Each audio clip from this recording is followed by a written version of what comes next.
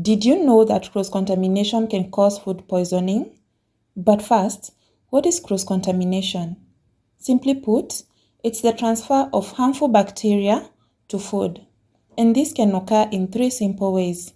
Number one is from utensils to food, and I will explain. One very common mistake that happens in the kitchen is using one knife or chopping board to cut your meat and vegetables or salad.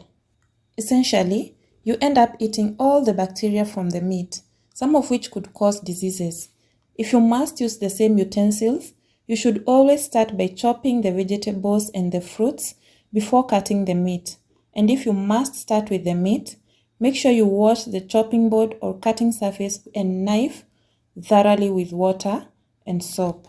The second way cross-contamination occurs is from people to food.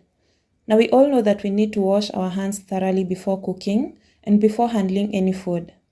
But do you wash your hands with soap and water after chopping your meat, or you just rinse your hands with plain water?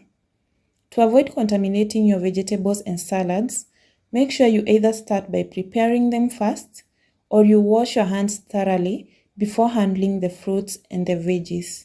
Last but not least, cross-contamination can be from one food item to another. And this form of cross-contamination is usually from raw food to cooked food, and it mostly occurs during storage in the fridge. You should always store your cooked foods in the upper fridge racks and the uncooked food in the bottom racks. This prevents any drips onto the ready-to-eat food. And don't forget to keep your food covered.